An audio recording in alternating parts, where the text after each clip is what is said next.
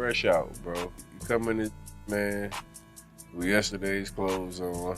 Yeah, man, that's what I'm saying. I almost ain't want to do the interview. Dirty jail clothes on. I'm fresh out, man, so y'all don't be judging the player. Where did you really get that mindset to say, hey, I'm gonna take my brand and not only monetize the music, but all of the likeness and things that come along with it? When you think of the NFL, majority of people think about the players, the jerseys, the owners, and the rings, but it's really about the advertising, sponsorship. I just had to take a step back from music, stop looking at it as a rapper and look at it as an investor. So you don't not date black women, it's just that your preference is white women. Is that accurate? What's been the most expensive that you bought that you wish you had back? Do you believe the streets are real? Are rappers being targeted? Or are you just doing dumb?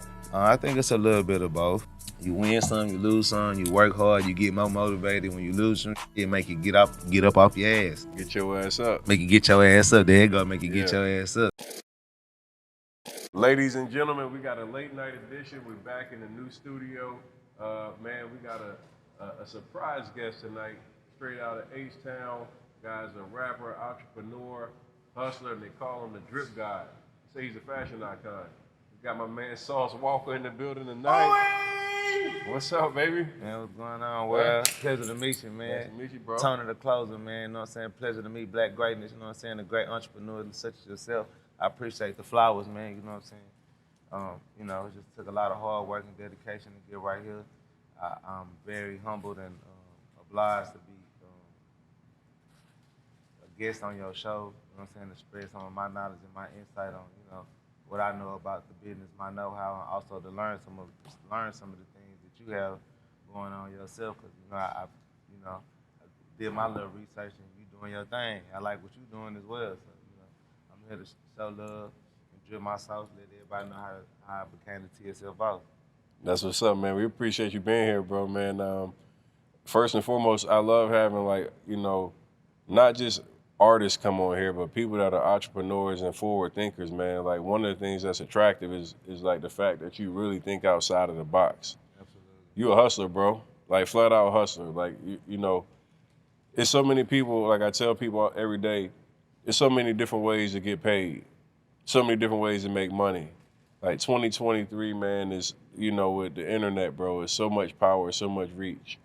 And I love the way that you use your brand to be able to expand and help other people grow their brands, promotions, and all these other elements that most people don't really take into account when it comes to having likeness, right? And I want to just ask you first and foremost, like, where did you really get that mindset to say, hey, I'm gonna take my brand and not only monetize the music, but all of the likeness and things that come along with it?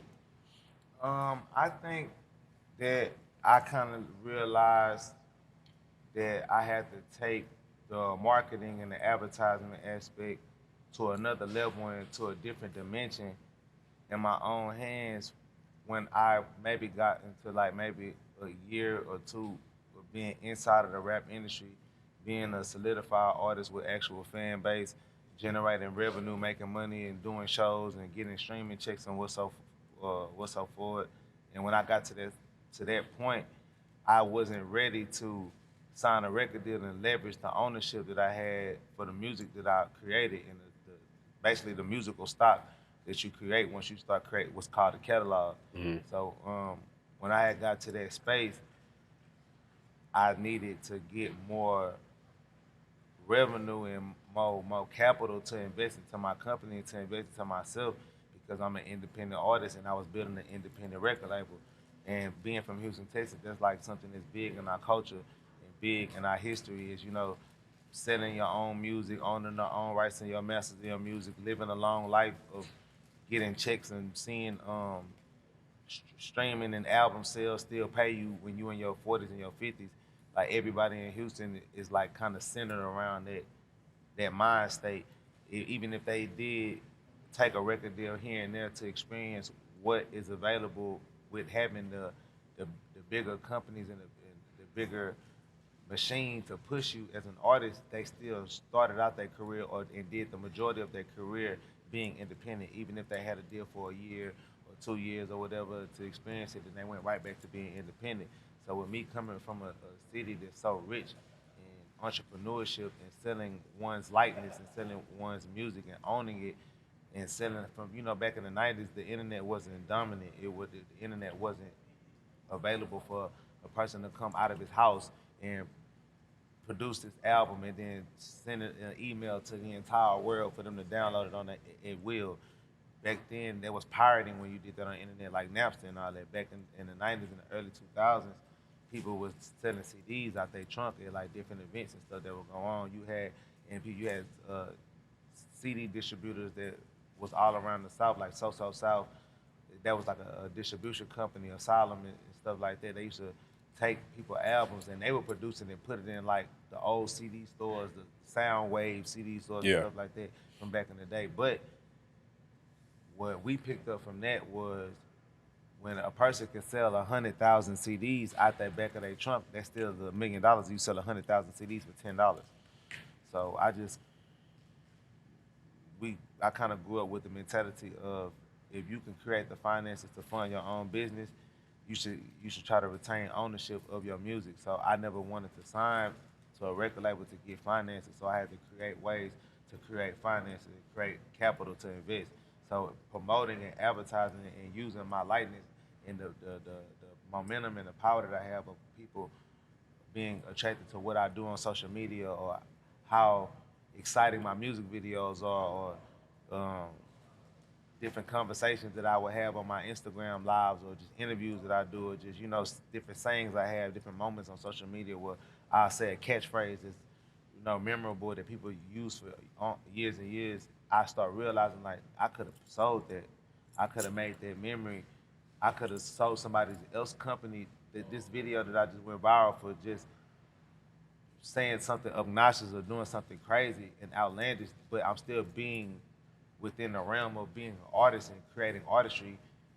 I could have used that for another company or for another platform and gave them my audience and gave them my reach and helped them get to a high demographic and a bigger audience by at the same time creating revenue to fund the ideas and the endeavors that I have in my music career and also as my entrepreneurship of owning my record label and signing other people and giving them opportunity.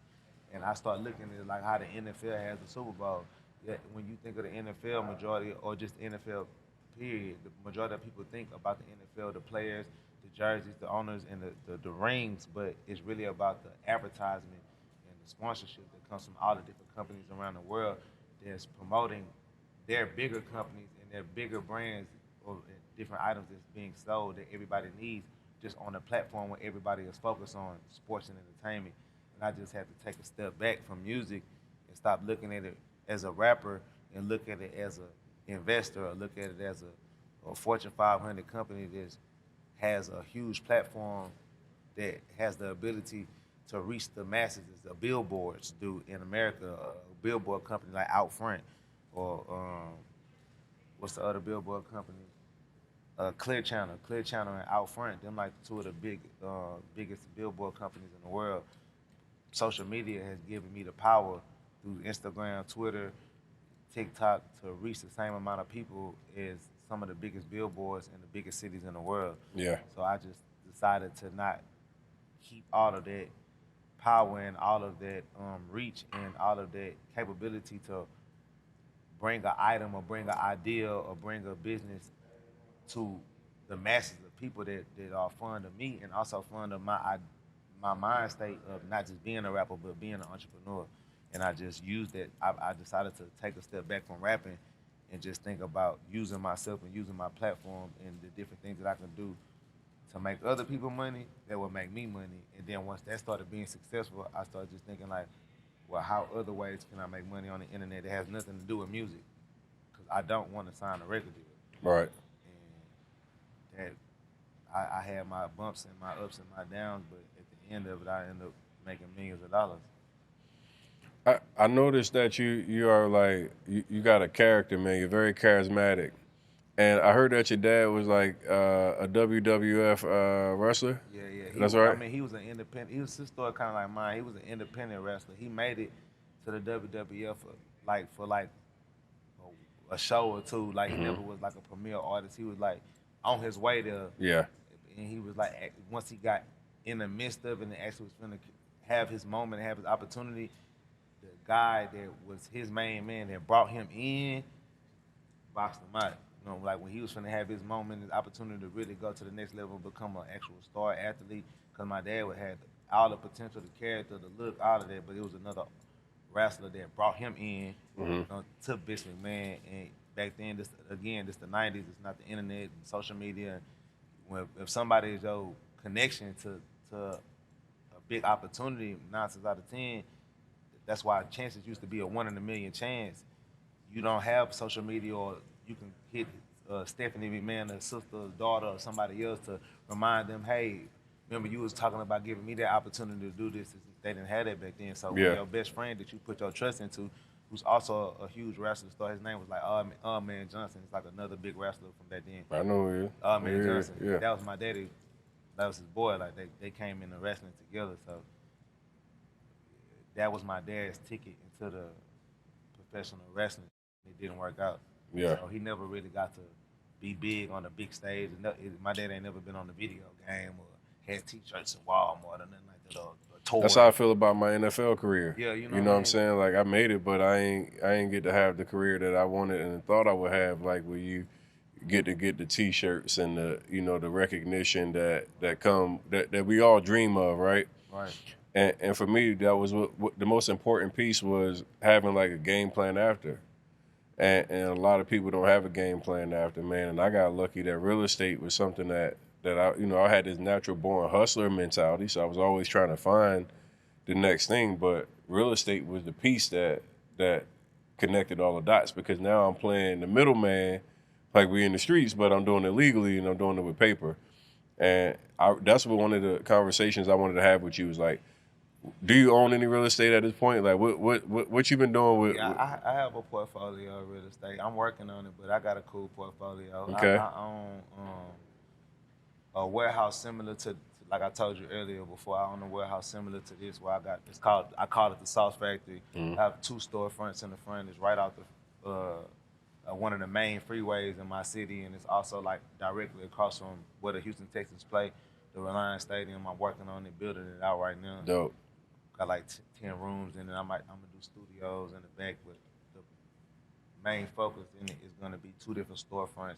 And then I'm also buying another warehouse right now that I'm partnering up with Cool Kai, my partner with the shoe brand and stuff. And with the Sauce, he makes my clothes. I help him with the marketing. He's another one of a good success story of mine of helping somebody through using my marketing schemes and stuff. And me and him are working on a factory together in Houston. And I got like a couple houses spread around Houston. I had I was thinking about buying this house in Miami that I was staying in for a while, but I ended up not doing it. But I got into commercial before I went into residential. Okay. Because I always felt, in my opinion, like you really own real estate when you own a actual business. When you have an actual places of business, and you can rent that out to other people to use for their lot space. That was always, I felt like that's bigger real estate than residential real estate. I always thought like that. Even though I want to get into residential real estate too, but the houses that I bought is like for family. So you say you came into commercial first? Yeah, I got into the commercials first because obviously with me having such a big character and huge personality on social media, a lot of companies and people would reach out to me and be like, hey, can you wear my clothes, or can I fly you out to try this new item that I have, or let me make you an offer to wear something or promote something or rap about something, product placement. Can you put this item that I have on your page or in your DM? I mean, or not in my DM, but in your videos. And I used to get so many people that would ask me to do that. It just clicked to me like, why don't I make this like a huge focus in something that I can actually perfect and charge for a lot of money and make it scale, because I travel around the world to rap anyway.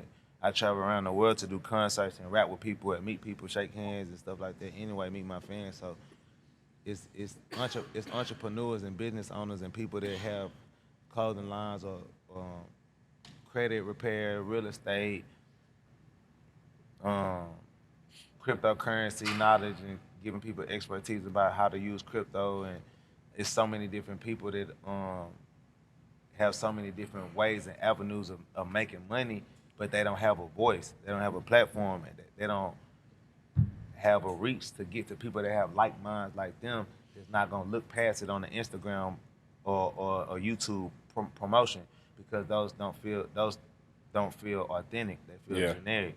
So people don't like actually soak into it and think I need to make this change. They feel like an infomercial.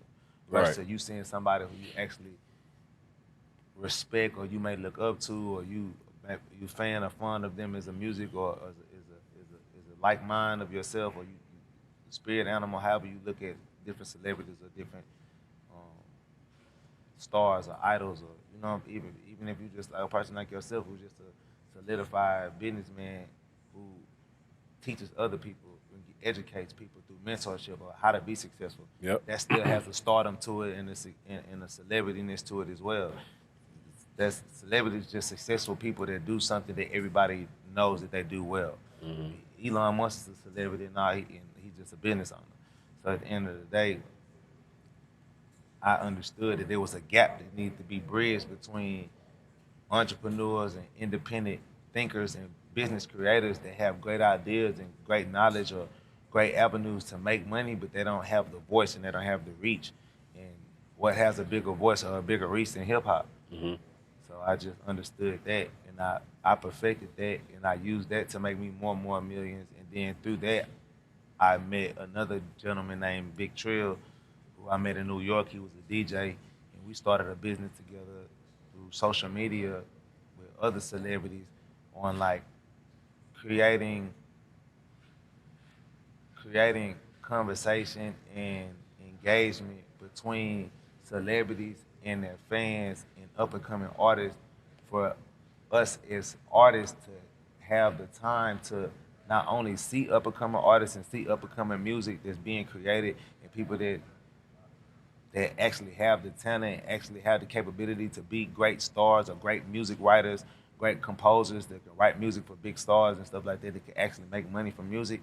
But some of these people be good musicians and good stars, but they, again, don't have the platform. So we created a situation to where your favorite rapper can talk to you and meet up with you and listen to your music and share your music on a page. And that was something else that we created that's doing very well, and it's helped a lot of artists to become bigger. It's helped a lot of celebrities at hard times during Corona when they wasn't making a lot of money to generate real revenue. Meet fans, talk to fans, create relationships with fans. A lot of these celebrities and artists have met and was able to build relationships with, go far past just an Instagram promotion or a feature or meeting up and taking a picture. And some of these are great ideas that celebrities and stars actually want to invest into, but you would have never took the time out to meet this regular person off of Instagram in your DM, or this regular person in your comments, or somebody you would in your from first impression. This is another Joe Schmo off the street, but he actually has something that can make you $5 to $10 million more than you're making annually if you would just give him the time of day to listen to what he has going on. And that's something else that I created with Big Trill that's like done exceptionally well. It's a lot of different celebrities that work with us: Bandman, Kelbo, Fat Joe, Jay the Kids, Get the Kids. A lot of big artists that that all work with us, and we all help each other. And like this, it just created a network that creates net worth for the fans and for the artists. So that was something else that I created and stumbled across on, just again trying to find other ways to generate revenue using what I've established and created from being a star, and then converting it into promotion of music. And then obviously promo is a big deal. Like what type of Like when you start being able to have that umbrella type of effect where you, or spider web type of effect where you're hitting that many different artists and big artists, you guys now are having a mass. I mean, that's a crazy reach. What type of numbers? What was your best year? I mean, I I hate to really just dig into it, but I'll say this between Corona, at the beginning of Corona, what was that, 2018, 19? 2020. 2020, so it's like the end of 2019 to 2020. Yeah. Okay, so from maybe the 2020 to what was the 2022? That's why I say I feel like it was 19. It was like the end of 19 is when it started coming. When it started, like, right. But then we shut down in like 20. April of 20. Okay, well. March or April of 20. During the coronavirus, me and my, just on the, with me and Big Trill aspect, and then also with promotions as well, but just outside of that, just with me and Big Trill, we generated like $8 million 2 different years straight. Yeah, crazy. Promo. You got to think it's a network of 200 artists, and we dealing with, this artist got 5 million, 10 million, 15 million, 2 million followers. And, just creating a network, working with social, like the Say Cheese. Yeah, that's an impressive and genius strategy. Yeah. That's a genius strategy, dog. Yeah. You saw it for yourself, and then you was like, man, let me see if I can spread the umbrella. And I think it's healthy because I feel like a lot of these artists don't realize how much their fans not only are fun to us as musicians, but as business minds as well. And that a lot of these people have a lot of ideas and a lot of insight that could actually help us as artists if we just listen to them. But of course, it's still business. Of course, you can't walk into the Louis Vuitton store and get a Louis Vuitton bag just because you have a great idea. You have to spend some money and create a relationship with them, and then you'll meet higher people and get invited to bigger events and bigger situations when you create a track record of showing interest, investing interest into this company. Right. Because they're going to take heed of you as a customer. They're going to take heed of you as a person that's standing out. But in the social media world, a lot of people have this girl might have, again, like I said, she might do credit repair. There might be an artist that really need his credit fixed. Yeah. You might really need you're a huge artist and you got $1 million, $2-3 million record deal, but you still have bad credit. It happens every day. Exactly. So this person who's trying to pay you $5,000 or $10,000 for you to promote her company, that would be the beginning of the relationship for her to use your platform to let the whole world know about this great work that she can get done for them and change their life through financial literacy and fixing their credit. But you need your credit fixed too. So just out bridging this gap and taking the time out to go through your DM and see that this person is not coming at you on no fan stuff. They're not coming at you on no, oh, I just want to take a picture with you. I would love to take a picture with you. I would love to meet you, but check out what I do. Check out my idea, because I feel that what I do in my real world and my space could help you in your real world and your space. It's no different from a rapper going to meet a YouTuber. A rapper go meets a YouTuber because the YouTuber has a huge platform that's creating money in an area that you're not making money directly from. They're 100%. Making money directly from streaming on Switch. They're making money from directly streaming on YouTube, having companies and investors and sponsors, product placement. The average artist does not know about these things. All they know about is performing and doing a concert and selling a record or signing a deal and getting an advance.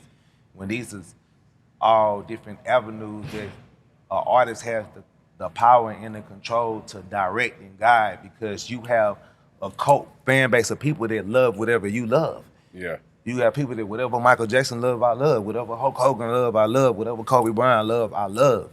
So if you have good judgment and good leadership skills, and you are, everybody's not the best role model, but everybody is a role model to somebody. So if you are a role model to people and you leading them into a direction of prosperity through business and through the triumphs and the failures that you have made through business, but you showing them that it's okay to take the middleman out and talk to the people. It's okay to let the people talk to you.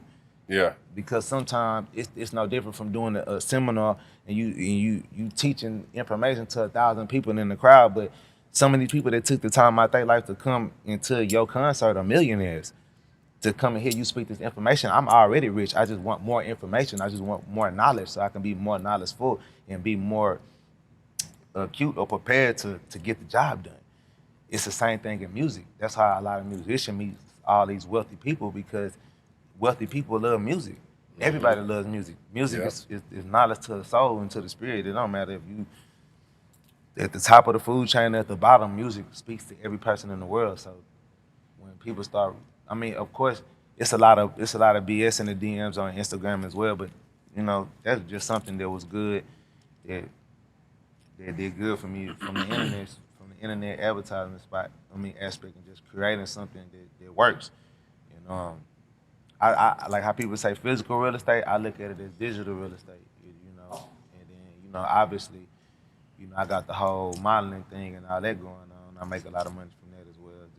Just streaming. My thing is streaming. I've been hearing Ben X all the time. He uses that analogy, digital real estate. Digital real estate. Yeah. I look at it. And I definitely want to get bigger into physical real estate, but I've done so well digitally. And another thing that I'm big on too with digital real estate is just trying to create ways that generate revenue without necessarily having to sell a tangible item or a physical product. You know what I'm saying? Because even though that's great, which I plan to scale and sell more merchandise and more physical products for people, but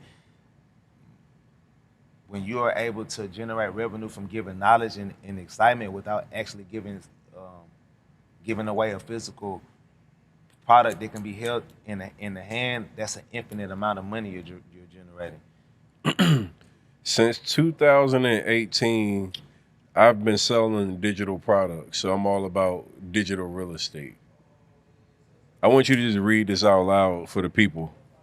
How many people do you see there? Make sure you're speaking to the mic right there. Successful payments, 52,160. Spend per customer, $182.67. So let's do some math real quick. 52,160 times 182.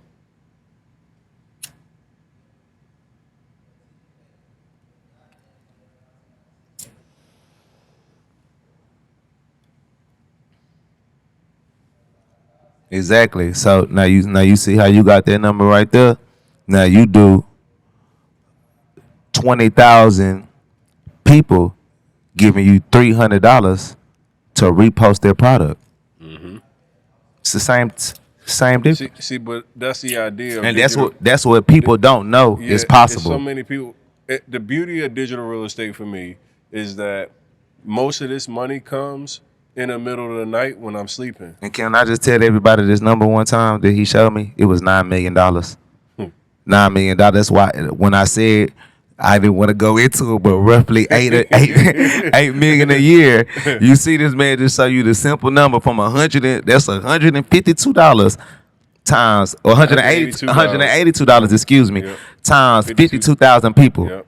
Now we talking about having a digital company that has Sauce Walka's page, Fat Joe, Bandman Kelvo, Big Trill, Jadakiss, the list goes on. You know what I mean? Summer Walker. It's so many of us up under this umbrella. But I started this company with Big Trill. Mm-hmm. So that's dope. Digital, man. Yeah, man. I tell people, man, like, for me, mine is super passive. Like, for example, it's gonna be somebody that watches this interview. It's Sauce Walka. You've built a brand. You know what I'm saying? People gonna rock with you. Then they gonna be like, damn, Sauce Walka did an interview, man. He's sitting down with Tony the Closer. Then they gonna hear me talking about real estate.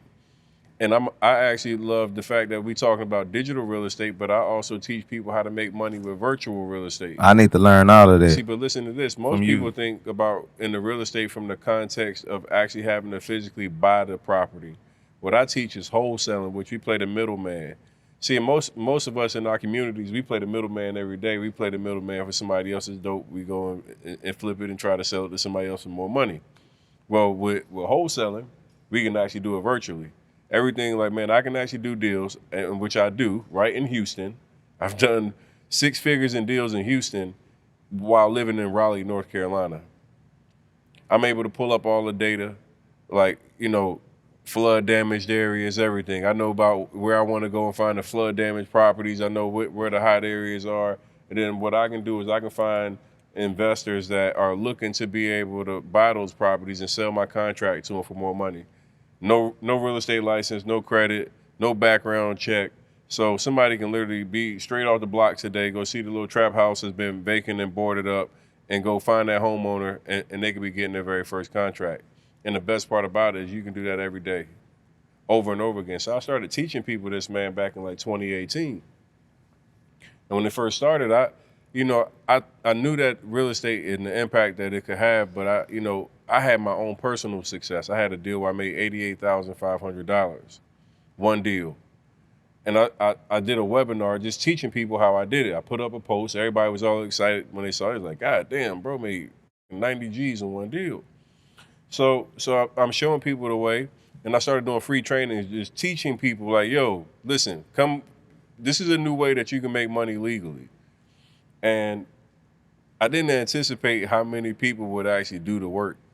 Obviously, it's a lot of people that come, they get skeptical, they don't do it, they're lazy, they just want to just get rich quick.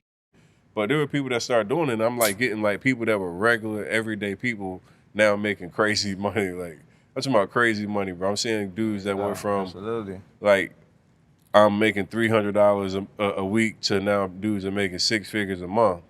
I had a student that was drawing blood to pay for his groceries to now a 7-figure business owner, Got a school teacher that went from making $30K a year to now she's got a couple $1 million she's made, all from real estate, without a license, no credit, no background checks. So this was giving people an opportunity to now get in and get exposed to this new thing. So my idea was hey, let me get Sauce on the interview. Let me get the big guys on the interview. And now I can introduce to the culture something completely different, because I know people would rather me bring you up here and talk about, oh, let's talk about slime, or let's talk about your beef, or let's talk about, but the culture really needs beyond who you got an issue with is real ways of growth, because at the end of the day, if something happened to you and you got killed, bro, they're gonna talk about you for 2 weeks, 3 weeks, and then they're gonna be on to the next person. They don't talk about Nip like they used to. They don't talk about P&B Rock no more. They don't talk about that. You are a moment, and then they forget about you. So your impact should be bigger than that. Your impact should be to people and focusing on how we can change not only people's lives but your own family's lives, right? So the idea of what our culture has been pushing is the propaganda of hey man, let's diss our op. So my podcast is Get Your Ass Up. Get your ass up ain't on dissing ops. Get your ass up is on positivity. Get your ass up is on the bag. Get your ass up is yeah, you probably fucked up in the past. You've been through some shit in the past, but that's not the highlight, bro. That's just where you at in that moment. We gonna get our ass up and we gonna win. Man, 2017 I was broke. See, the beauty that you were able to see what 2018 showed you, that's when I started from coming back from out of jail, had a $1.2 million bond. My life was up, repossession, foreclosure, everything. So when people see me, I didn't start with the Cullinan. And you came in this building. Let them know, bro. It was the building. It's beautiful. It's an amazing establishment. I'm talking about Art Basel ready. I'm talking about huge. We looking at it good. I don't know what, about 5,000 square feet, 4,000, something like that. Yeah, you could fit 20 cars up in here comfortably. And it's nice. And the outside is nice too. Bro, I came from this from nothing. I was on an air mattress and my house was getting foreclosed, no power. So the power of real estate is something that we got to teach our people. The power of understanding knowledge. Once you get knowledge, you're the most powerful. Too many people walk around ignorant and believing that what we've been shown is all that's out here, right? It's a reason why we live in a ghetto, and they don't want you to see outside of the ghetto. They try to keep you conditioned on seeing certain things. So it's like the more exposure that, like, hey, me coming and giving you game about real estate, now you can go spit some that now talks to your people and something that now wakes them up and be like, wait, we can do what in real estate? No money, no credit, no what? No, it's another opportunity to be able to have real impact. So I've been able to see that. I was on $1 Million Worth of Game podcast with Wallow and Gilly, and you being on their platform for 40 plus episodes. Guess what? Their audience was now impacted. It was young kids, 22, 23, 24 years old, that was now doing real estate and really making money. They coming on my live like, yo, I just made 40 G's. Like, yo, that Rona proof that. And it's the best feeling in the world when you can have a young guy that probably didn't know what the he was going to do, might have went out here and did some nut just because he felt like his back was against the wall. Now he got something that's like, yo, this is positive for me. Yo, this is something that I can do and my mom and dad can be proud of me. That's, to me, the best feeling in the world, bro. Can't beat that. Can't beat that shit, No, bro. you can't beat that. It ain't no feeling in the world like changing somebody's life and giving them the know-how or the ability to feed themselves and to feed their family. You know what I'm saying? That's one of the greatest gifts that could be given to a man. And I admire that you do that as well. I respect that. And then also, like, for me, when it comes to real estate, it's like, it's something that I always want to dig into that I've already started dealing with. And then I talk about it as well, like how important it is to own actual mineral rights and deeds and own your properties and stuff like that. But my mind state on real estate is so big, and the type of properties that I want to own are so massive. I stick to my guns and just, buy the properties that's needed for my company and my family to function the way they need to. Bro, I think if I knew how easy it was to deal, because I learned that about credit. Like you said, we from the streets, we from the poverty, broken parenting, mom and pop separated, financial literacy, not in the home. So I was never given the strategy and the layout to what to do with 6 figures when you first get 6 figures, what to do with 7 figures when you first get 7 figures. I had 6 figures before, way before I was a successful rapper. Even though anywhere near to it, I had my first 6 figures when I was like 19 years old, something like that. I had $100,000 at 19. Damn. For sure. I've been, like, my whole city know about, like, what I've been doing and what my twin and my whole record company, what I've built on, what I've been doing. I've always had the gift of gab and just knew how to make money. You know what I'm saying? So, and I always had people investing to me too.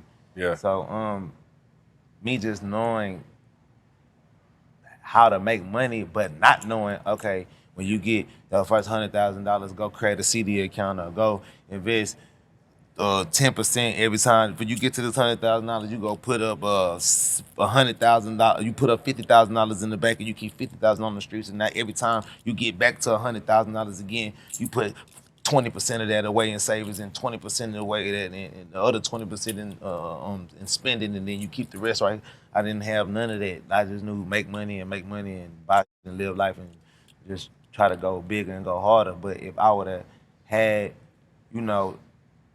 people around me or the parents that knew what to do with their money, or what would be a good direction to take yourself once you start to get past the, everybody has that trying to figure it out stage growing up. Now I got past the trying to figure it out stage early because I was forced to be a man so early. So when you get past the figure it out stage and you start generating money and you start making money, the first thing that you want to do is live a better life before reinvesting into more business, which I wish I knew that early too. Right. But I didn't know that, okay, I'm making money and you like reinvest into other things outside of my image, even though that was very important to invest into the image.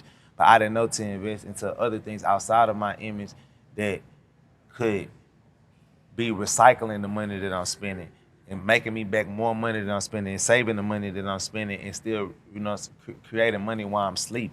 I didn't pick up the making money during my sleep aspect until I got into the CEO level of being a rapper. But I did that early as well because I started signing artists early. I didn't wait till I got into my 30s to start signing artists. I started signing artists when I was like 25 years old.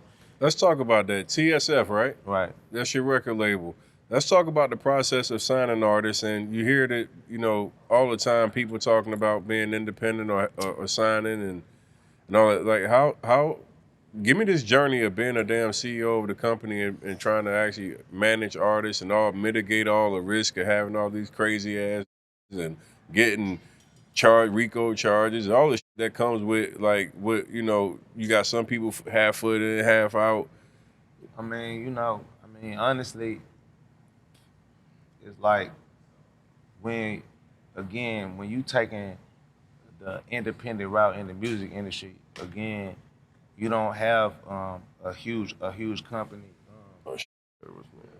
You don't have a huge company sponsoring your music or sponsoring your ideas or investing into your ideas, and everybody doesn't have, again, the know-how or the conversation and the understanding to communicate with somebody that has the money or has the resources, that's not a big company that's going to hit you with big contracts with big words that you don't understand, that put you in legal litigations that ruin you for the next 30 years. A lot of people don't are scared of those type of situations and conversations because they're not going to do the research. So when you are stuck with a puzzle of, I want to look this way, I want to rap about these things, I want to live this way, I want to make my videos look this way, or you want to do all these things, but you have to create money and capital to do it, to invest.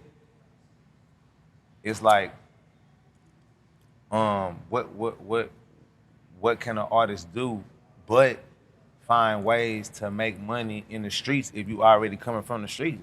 It's nothing else that you can do. Just,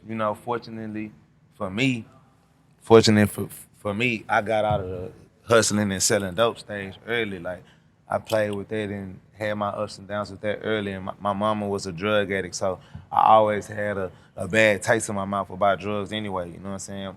It took me a while to start smoking weed and stuff. Anyway, I'm from Houston. Like, I started sipping drink way before I ever smoked weed. I was really against smoking weed until I got like 16, 17 years old. But I always loved the drink culture because I'm That from drink Houston. culture is crazy. It's serious. It's super serious. It's super serious. But like, again, when you from where I'm from, like, hustling and selling drink or weed, all that's like regular. That's like nothing. You still drink?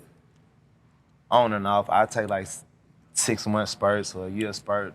I went cold turkey for a year and like maybe 2 or 3 months, and then I had like some good shit going on in my life. I made a bunch of money. I had some good stuff going, so I just decided to celebrate and I sipped some drink. And then from that point, I would take like, cause I don't like it in my body as much as I used to when I was young. Even though I still enjoy it when I work, but I don't need it. I don't like to do it all day, every day like I used to. It's just I want to have a healthy That's body. heavy in Houston. I see a lot of that shit in Houston, bro. Yeah. Man, that's like Timberlands to people in New York, motherfucking gang banging and weed to California. Like, the drink culture is like everything. If you really from Houston, like, you really, really, really from that But there's a culture. lot of people dying from it too, though. No, not necessarily from fake drink, not from real drink. Like, it's very, very. If you die from drink, for number one, the amount of money that you have to spend on it is not a cheap drug to do. It's not cheap at all. So the type of money you gotta have to drink yourself to death is immense.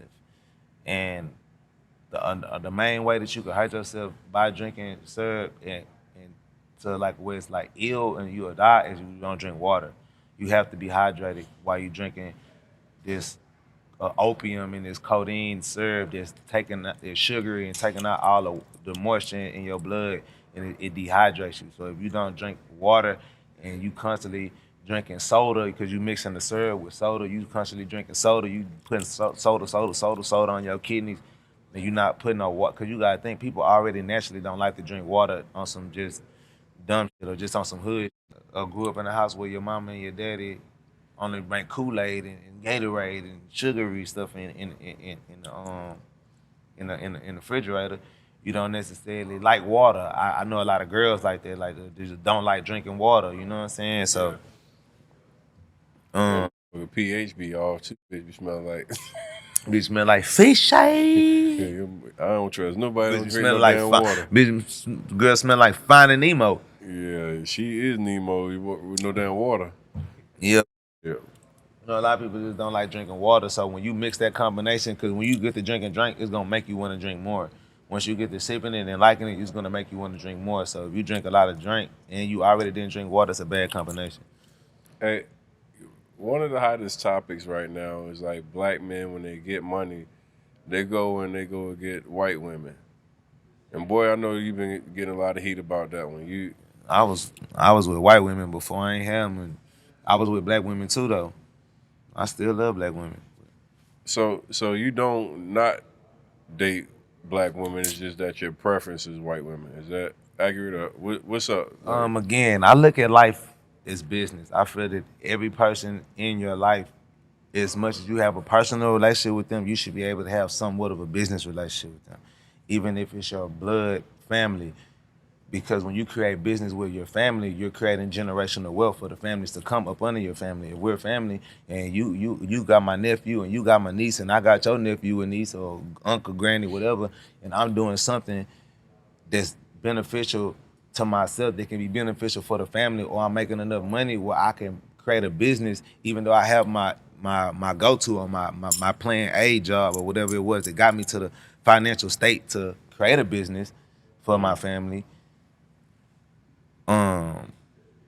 What am I supposed to do but hire my family and give them business and give them opportunity to have a job and employ them versus to keeping the money all to yourself and not spreading the wealth or spreading the opportunity. I look at it like that. Like when it comes to creating families and procreating and making business with family is just as important as making business with your significant other, because or friends, because with your significant other you're going to spend most of your time with your significant other than you're going to spend with your immediate family.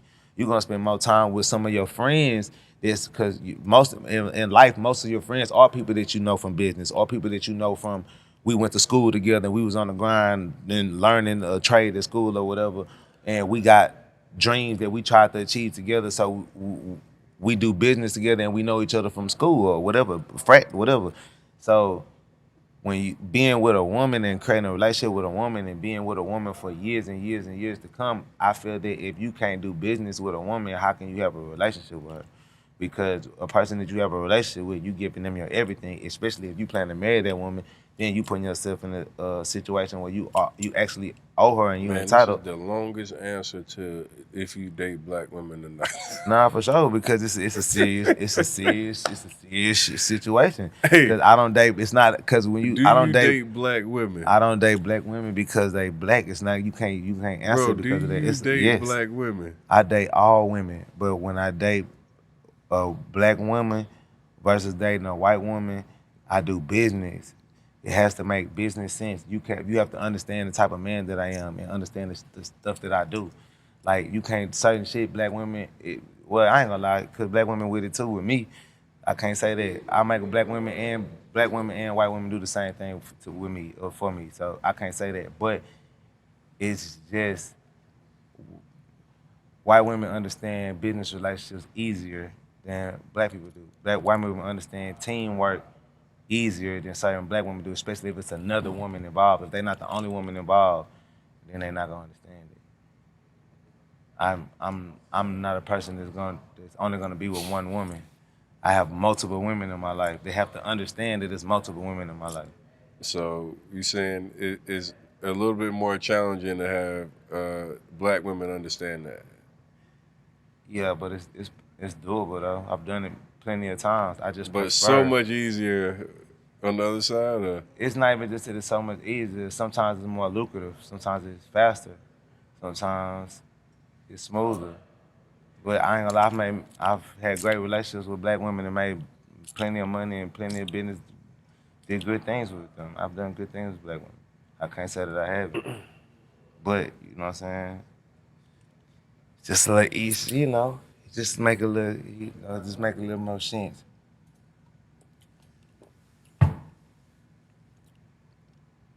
You asked me that. That's a deep question. Poppy asked me where I'm at. I'm trying to see. Let me see real quick. Hit that lighter.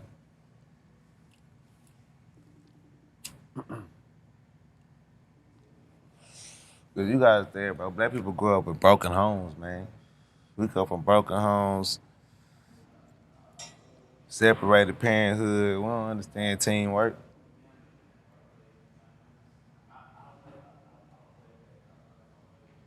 So I know. Teamwork make the dream work, man. So I know you saying, you know, a whole lot of dancing, a whole lot of ducking on his answer.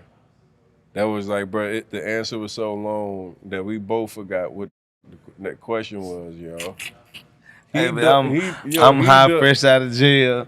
Hey. I'm just telling you the real. You hit me with a bad mamma jamma. I'm gonna tell you like this here.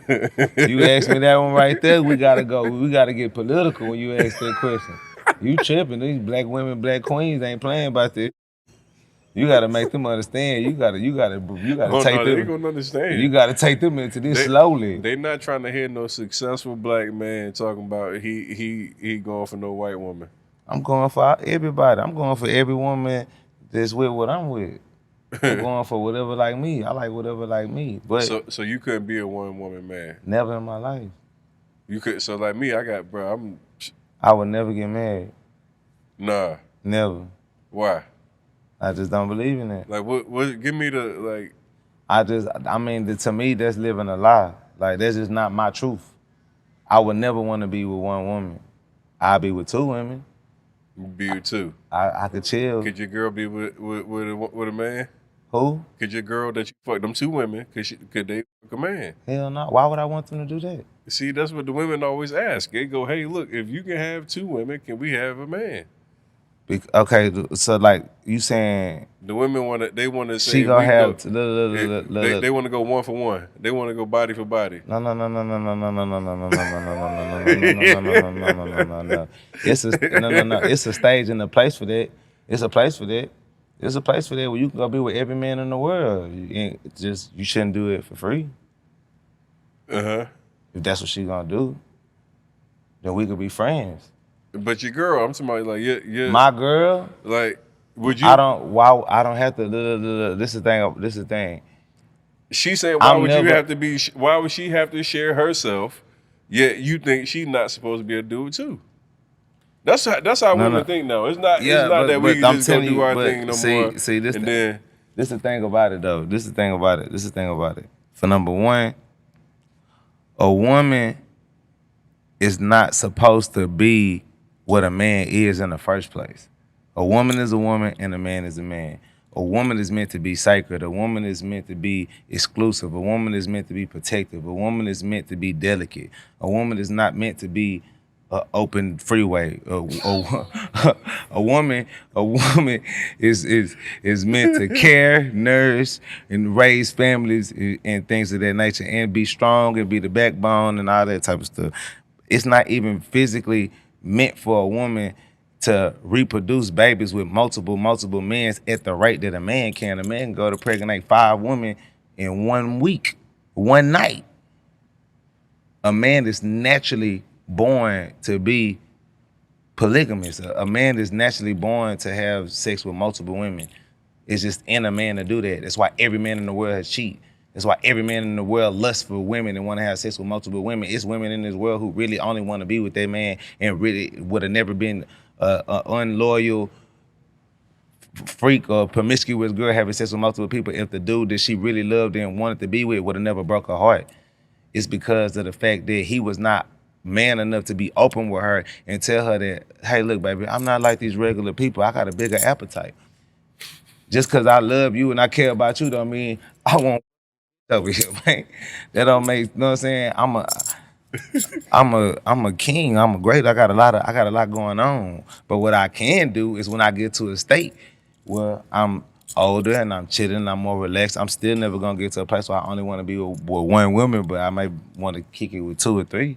If they can like each other and like me, that's a paradise for me. I could do that because at the end of the day, I don't have to live the lie of, oh yeah, baby, I love you, but I'm still going to go cheat and go have sex with this other girl and go have relations with her while you're not around. I'm not gonna do that. But at the end of the day, I'm not finna raise families with another man having sex and being around my children. I don't need another man paying for the responsibilities of the women in my life unless he paying for everything and I'm sitting back collecting the check. Then that's just my friend. They are my friends. We are friends. Y'all doing y'all thing. I'm just your partner. So you killing it on OnlyFans too, right? Yeah, man, I killed it and spilled it, did it and done it. This nigga here, man. Yeah, man, we made plenty of M's on there too. Damn. Plenty of M's on there too. So you myself, 4 models, whatever. IG, OnlyFans, your music, killing it. Yeah, man, that's why I can't have no wife, man. I'm on OnlyFans. I'm for sale, baby.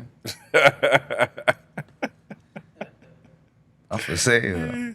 Oh, you got your own too? Oh, you wild boy, man. He's crazy. Hey, look here. Crazy. Roll the check in.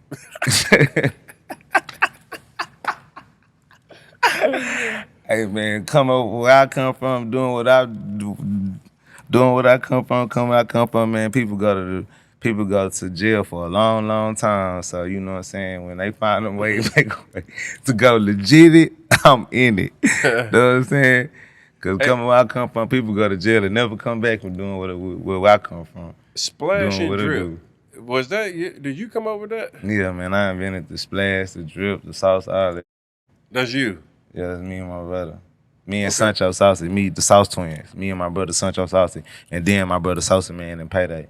But it started originally with the Sauce Twins. Me and Sancho Saucy, Sauce Walka and Sancho Saucy. Okay. We started the whole Sauce. It started from us being young pimps, players.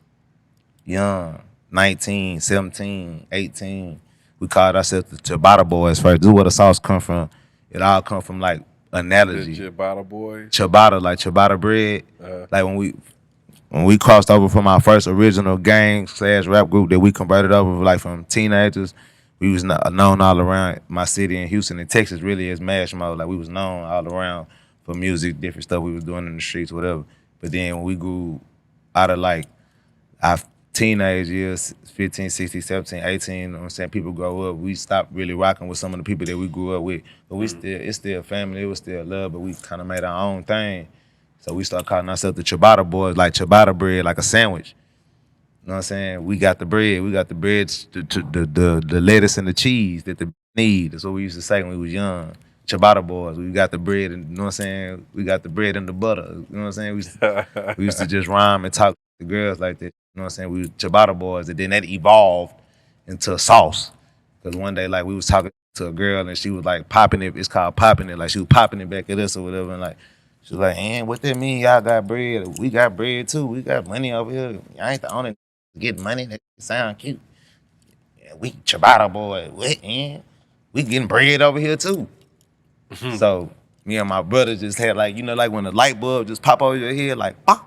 You know what I'm saying? She was talking about her people, like her folks or whatever, like we trying to get at her or whatever, and like she trying to tell her like how her dudes is like getting way more money than us, like whatever we talking about is not attracting her or whatever. So like, yeah, y'all getting bread, but I'm gonna tell you like this about the Ciabatta Boys though, baby.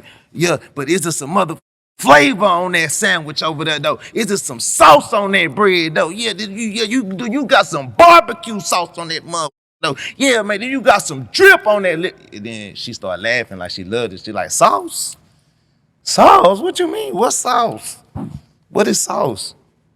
And boom, it was like, the sauce. Ciabatta Boys, sauce. We got the sauce. That was hard. We said we got the drip barbecue off the. What you saying, twin? Like we both was, cause we going back and forth off each other, like just popping it. So it just emerged to like, man, the Ciabatta Boys. We need to call ourselves the Sauce Twins. Like I'm saucy, you saucy. I'm Sauce Walka. It just went, and then we became a lifestyle, like more than just conversation and like a hustle. Like it became like the way we live. So you know. But still, the motive and the purpose was always music. It was always to fuel the music. So when I got to a certain age and I started doing well in music, you got to excel from the streets. You got to lead the streets in the streets. So I had to, you know, move on to something that still relates to my background, but it's legal and I'm making millions of dollars doing it. And I can pay taxes on it and I don't gotta hide what I'm doing. So it just made sense because it's just what I believe in. Tell me one thing that, like, on some real, like, hey man, I wish I could have did differently. Like, you got a lot of young kids that listen to you, man. Like, the street life, gang culture, like, it brings a lot of like unnecessary. It used to bring a lot of bullshit. You know what I'm saying? It's a lot of kids that follow the gang culture and look up to you artists and definitely guys like you, man. You inspire a lot of young kids, man. Like, what's some regrets you have about being involved or being affiliated with it at any point or whatever? Uh, honestly, I honestly can't say that I have any personal regrets because, again, the cards that I was dealt in life, I didn't ask for them. I didn't ask for my mama to be a exotic dancer, a stripper, and a drug addict. I didn't ask for my father to be a athlete that end up being a security guard and shit like that, like just a hard working man trying to figure it out for his kid. Like I ain't asked for this. I was giving it. And then at times where my mother wasn't there to give me companionship or love or care or wipe my face when after I had a fight and came back home with a black eye, my mama wasn't there. They was. My brothers was. So of course, obviously, like this not nothing that I advise the youth and kids today to do and join because that y'all have way different opportunities than we do and way more knowledge and understanding to do things better than we had to do it back then. But for me, if I was to regret anything, I just regret not taking how can I say this? If I regret anything, I regret, and it's hard to say that because I don't regret it. I respect it, but I will say this that in the streets and building relationships and bonds with people in the streets and coming from the struggle, coming from nothing, you put too much trust in people and you put too much faith in people to do the right things and you hope for them to make the right decisions in life, and a lot of times they don't. So if I was to regret anything, I was regret that I put so much faith in certain people in the streets to do what's the right thing for us in our situation to better us, and they end up not doing it, or they end up doing some snake. And so, if anything, I regret giving those people the chance, the opportunity to bring that energy to me or bring around them for that to happen to me, or for me to trust them to make right decisions. But at the end of the day, you learn from that. And I feel like if I didn't learn from the experiences and the losses and the lessons that I went through, I wouldn't be the person that I am today, and I wouldn't have the mind state that I have today, and the hunger to succeed that I have today. But I think that kids don't need. I think the kids don't need gangs. I'm not gonna say. I think the kids don't need to be associated with gangs and groups to feel like a man or to feel tough or to feel safe or secure. But I'm not gonna denounce brotherhood amongst young men who need support and they can find support with each other in a positive space, because some people that get together and that call gangs are actually not gangs. They're just groups of people that have an ideal or a way of thinking, and they trying to accomplish it the way that they trying to accomplish it. And sometimes it comes with good and bad. But I hope that none of the youth have to go through some of the things that I went through and some of the people went through and growing up in my time. You know what I'm saying? Because growing up in the early 90s and the 80s, the drug epidemic then and parenting then was just different. Like a lot of parents is in their kids' life now, even if they broke, they in their kids' life. They there, they're present. You know what I'm saying? So even though it's baby mama drama going on, but fathers in this generation are around their kids. Mothers in this generation are around their kids. You know, I grew up in a generation where I was separate. I ain't have my mother around. I just had my father, and I barely had him. So even with that, you know what I'm saying? I don't know. I just think it depends on the situation and the person. I don't promote gang and violence to nobody because I don't care about the violence part and the rep and the set and all that. That's the dumb ignorance. But the fellowship and the brotherhood and having somebody there for you when you don't have nothing, don't have a place to sleep, don't have nowhere to eat, you go to jail, don't have a car, people bond you out. Like when you forced with that type of lifestyle, and that's your everyday life, the people from around the corner, people that's outside is going through the same thing that you go through, they're the only people that you can relate to. Got a couple more questions and we're gonna wrap. Do you believe the streets are real? Nah, I believe that life in itself is real. I believe life is a game as well.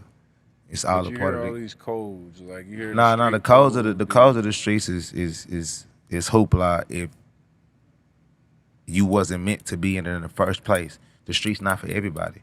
The streets not for everybody. And understand again, like I said, when I said about their trust, just because you put trust in the people that we both believed in the same ideal of the streets, that don't mean that they're gonna follow through with it. So he might snitch, he might tell, he might fall, he might steal, he might do something wrong, but you still have to respect that that's what come in the game of the streets when you didn't choose to be in it, but it's what you have. The point is to get out of it. And once you get out of it, you stay away from those type of people and those type of situations that could put you back through those experiences. But you can't be in the NFL without risking injury. Injury is a part of the NFL. Injury is a part of sports.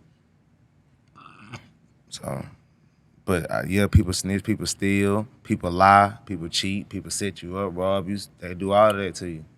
And it's bad, it's horrible. I rap about black on black crime. I hate it.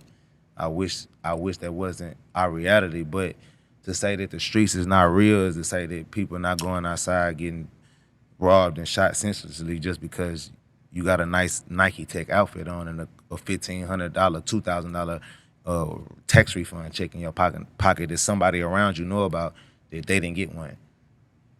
That's the streets. Mm-hmm. And that's the reality of it. The codes of it may be watered down and it may not be the same terrain that it was, but it still is what it is.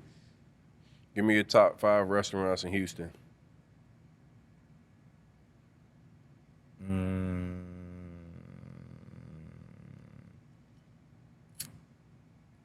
Mickey Soul Food, Taste Bar, well not Taste Bar, excuse me, Mickey Soul Food, the what's this called? Mickey Soul Food, Papados, Seafood, Turkey Leg Hut. Slim, that's my people. My boy, they got the what's the name of that restaurant with the lamb chops? Lost and Found. That's good. I think it's called Gracie's or something. Gracie's. That's good. Gracie's. For breakfast is what's the name of that shit? Breakfast Club. Mm-hmm. Been to the Breakfast Club, definitely good. We got another spot too that's killing it. I mean, it ain't to say that it's killing the Breakfast Club, but it's just like the OG. I can't think of the name of it right now. It's a bad boy too. Best breakfast in Houston. Off Telephone Road. They gonna know it in the comments, but it's a good breakfast restaurant that we got.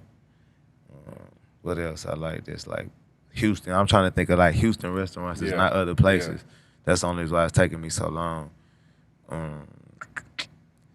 Houston restaurant.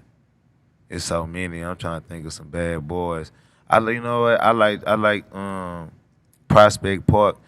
It's a good restaurant because you get good food, but it's like a good environment. Mm-hmm. It's a good feel. You're gonna get the whole experience of Houston and the people there, the cars, the youth, the music. Yeah, that's a good one. Prospect Park. That's So if I'm traveling into Houston for the first time, what's like 2 spots I need to go check out? first. Yeah. Lost and Found. For honorary mention, I say Lost and Found and Steak 48. Okay. There we go. That's a cool one right there. That's Ace Time right there. Boom, Steak 48. Okay. That's boss right there. Steak 48. That's a good one. I don't think Steak 48 nowhere else. Top 5 Houston artists in your opinion. Ever? All time. Like me included or not me included? Top 5 Houston all time. Your list.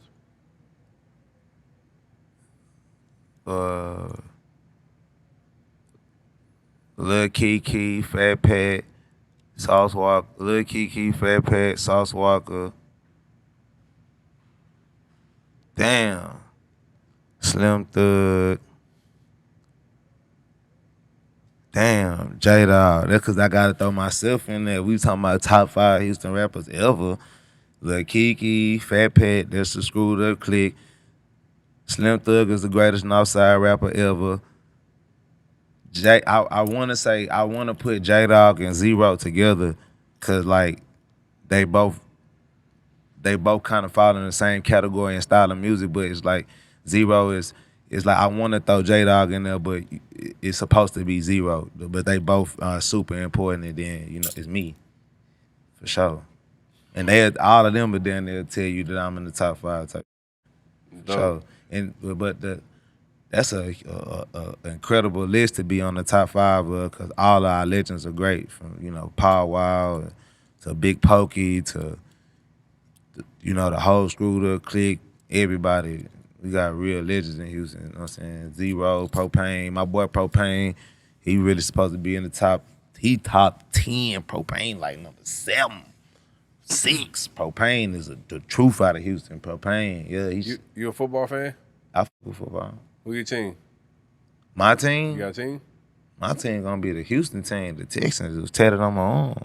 All right, what about basketball? The Rockets. I'm Houston. You Houston all the way. I got favorite players, but sports-wise, I'm Houston. You Houston. I'm Houston. I like Houston. I ain't mad at it. We had our good years. We having our bad years. It's all good. I'm Houston. Andre Johnson. You a gamer? Heavy gamer. Xbox or PlayStation? I got that shit tattooed on me. Oh, I had it on my chain. I'm Xbox first. Xbox. And then PlayStation. What you playing? What game? You 2K, Madden? What's up? What you on? No, I'm playing shit like Ghost of Tsushima, Elden Ring, Dragon Ball Z Super. What else I'm playing right now? Bayonetta 3. I play like real video games. Devil May Cry. Yeah. I play like real fighting video games. I like fighting video games and like story mode video games, RPGs. Okay, I was about to say stay away from the Madden though. I'm dangerous. I got some people that play Madden that ain't gonna lose. We gamble now. We got some people that play Madden and 2K. Me in that Madden, though. Nah, I don't want nothing in that football. I don't want nothing in football. You know, you pull up some Street Fighter or Mortal Kombat or any fighting game. We got some UFC too. UFC, I'm whooping. I'm slamming you 18 times. I'm telling you right now. I'm telling you right now. I'm not the UFC fighter that's finna stand up here and throw punches with you all day. You finna get 6 punches. I'm finna scoop you up and slam you on your head 8 times. I'm gonna slam you 8 times in the fight. You be like, damn, bro, why you fight like this? This UFC. This not boxing Mayweather. This not fight night. This jujitsu and mixed martial arts. Yeah, karate. That's what this is right here. So you gonna catch some knees. I'm a L2 X circle, pick you up. You gonna try to make me stop. I'm gonna keep pressing that button, pick you up in the sky like this. Oh, he got some there. Your whole body gonna turn red. 4 slams, 3 kicks, you're done. I'm not playing. I'm a gamer. This is not finna be your regular experience. You can throw your kicks and all that. I'm becoming different. I'm telling you, man. Mighty Mouse, I'm gonna beat the dog out of this man. You gonna have to get somebody. I'm tell you like this. I'm coming with David Cormier, this small fat I'm coming straight to the midsection. Slam. Real shit. Hey, are you Jordans or Air Force Ones? Jordans. I'm from H-Town. We Jordans over Air Force Ones. Jordans. I like Forces though. They cool, but if I'm gonna pick between the two, Jordans. Jordan 11, Jordan 5, Jordan 2, Jordan. Jordan. What's been the most expensive that you bought that you wish it was like you had back? Some of you be like, damn, I shouldn't have did that.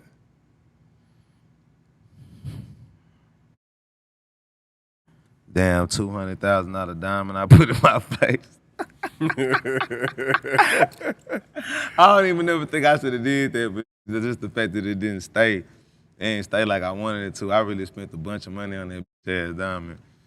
I had it surgically put in my face or whatever, and it came out. It wouldn't stay in. It wouldn't stay in. I put it in 3 different times.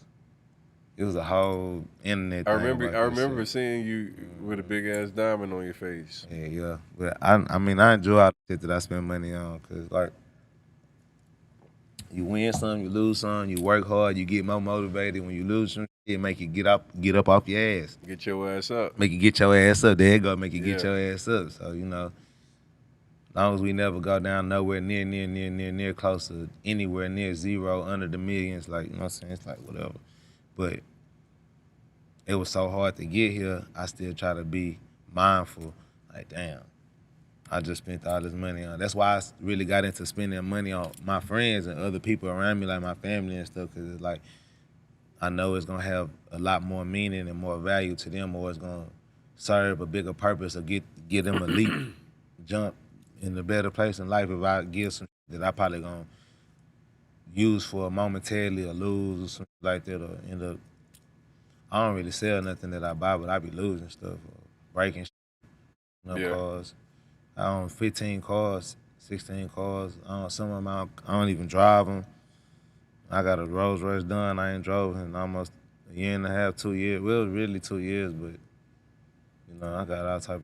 I don't even drive. I got one of them. I ain't never even drove it.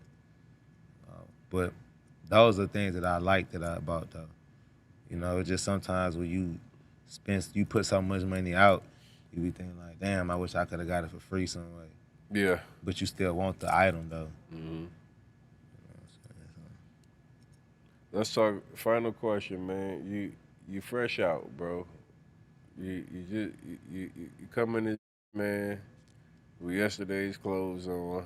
Yeah, man. That's what I'm saying. I almost ain't want to do the interview, but I with y'all, man. He got me come up in here dirty jail clothes on. I'm fresh out, man. So y'all don't be judging the player, even though I'm still dripping. That gallery department. I'm gallery on right now. But yeah, we fresh out. Man, like, why is it seems like every time I hear something with rappers, man, y'all in trouble, man? What is it? Are rappers being targeted? Are you doing dumb? I think it's a little bit of both. Me being honest, I mean, you know what I'm saying? Some of the majority of this that rappers do is, they might get you in trouble. But some of the shit that we get in trouble for is bullshit that you really shouldn't be bothering people over doing it, because it's like real crime and real shit going on in the world that needs real attention to. But,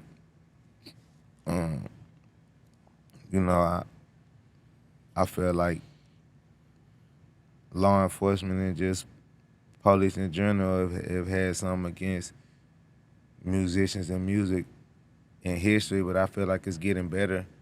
I'm not a person that just feel like every police officer in the world is evil and up, you know what I'm saying? I feel like it's a two-handed street. You got the police, you got good police that help kids and let people like me go. When they could have went to jail for getting pulled over with some shit, sometimes they be hoes and take you to jail. You know what I'm saying? It's, in general, you know what I'm saying, being from where they come from is the police, you know what I'm saying? So it's just like that. But I feel like we all can be better people. You know what I'm saying? For sure. I'm not gonna sit up and act like we perfect. I'm not gonna act like they perfect either. So, you know what I'm saying? I just feel that it's a conversation and education that needs to be spread to maybe make officers feel less threatened by artists and artists feel less intimidated by officers. You know what I'm saying? Make it better some way, but you know, I feel that just a misunderstanding on the image of artists and you know what I'm saying, how we celebrate and promote and use guns. Artists take pictures with guns this type of way. Officers and hunters take pictures with guns this type of way. Guns don't kill people, people kill people. So I feel like, you know what I'm saying, everybody do stuff, everybody make mistakes. I just think that us as musicians, we should take a responsibility to not only rap about the negative part though. We should not only rap about violence or only rap about, that's why I do the ghetto gospel. I don't want to be a person that's only putting out a negative narrative or a narrative of violence and crime and being a thug or a gangster is the only way to be successful.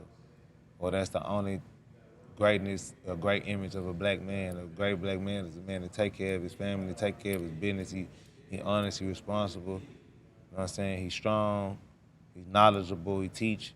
You know what I'm saying? Like that for any man, honestly, but especially just speaking on us, our people and our culture or whatever. I feel like as musicians, we have a responsibility to give back those jewels if you possess those jewels. Give back and, you know what I'm saying, teach people however you can to not go to some of the things that we rap about or some of the experiences or the only ways out in the streets that we, I guess, glorify or we show. Some people just doing it to storytelling and just tell the experience of what we going through, what's happening out here. It's some of these people's stories and realities that never get heard of if they don't get rapped about, honestly. So it's a thin line between creativity and bragging, but at the end of the day, I'm never gonna be a person to say it's not needed, but at the end of the day, just like how it's needed to rap about that and expose that, it also, you gotta rap about the downsides of it too, like going to jail and losing your family, losing your relationship with your children, and mama passing away while you were still in jail, doing birthdays in jail, or you losing your best friend, he dying to gun violence, and how it hurt you, how emotionally drained it made you feel, or the pain that you went through, that needs to be glorified and talked about and put out there as well. So therefore, the youth and the kids have a choice to understand the balance, and understand why this is not for everybody. It's really not for nobody. Again, it's just what it is. Like when you say, is the streets real? Some people, you forced to deal with the streets, whether it's real or fake. A lot of people that get dealt with black on black crime and violence didn't ask for it, you just a victim. So, you know what I'm saying? That's my answer to that. Hey, brother, man. Hey, listen. Been a real one, dog. I appreciate your time. Good ass interview. I think you're gonna inspire a lot of people just with a different perspective. I think the audience needed to hear just some of the real, man. We hear sometimes just the one side of the story, and you keeping it real and you giving the opposite. So appreciate you coming and showing this, the game and giving us some sauce on this motherfucking episode. Get your ass up, bro. Shit, man. You gotta get your ass up. It's the kid that did, man. We on here dripping, man. TSL business. Shout out to my whole record label, man. All my artists, man. More albums, more music on the way. More business opportunities, more ventures on the way. You know what I'm saying? Gonna keep it going, man. Ghetto Gospel 3 out right now. Hey, man. Say, man, it's the kid that did. Sauce Walka, the Sauce Talker, the Splasher, the McDasher, to make the bread come faster. From here to Alaska, the real pastor. And right now, I'm gonna get your ass up with Tony the Closer.